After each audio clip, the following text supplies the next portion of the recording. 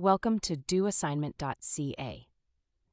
Here's the problem. A wheel has an initial clockwise angular velocity of 10 radians per second and a constant angular acceleration of 3 radians per second squared. Determine the number of revolutions it must undergo to acquire a clockwise angular velocity of 15 radians per second. What time is required? Now let us work through the solution step by step. We take clockwise as positive. The initial angular velocity is 10 radians per second, the angular acceleration is 3 radians per second squared, and the target angular velocity is 15 radians per second, all clockwise and therefore all positive.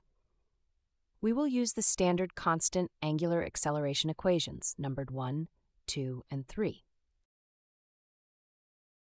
Here is the wheel spinning clockwise with an initial angular velocity of 10 radians per second, and a constant clockwise angular acceleration of 3 radians per second squared.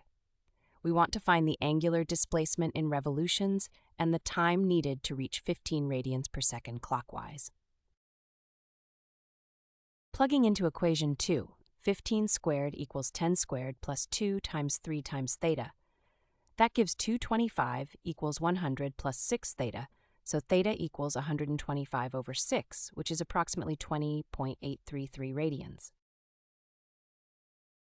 To convert radians to revolutions, divide by 2 pi.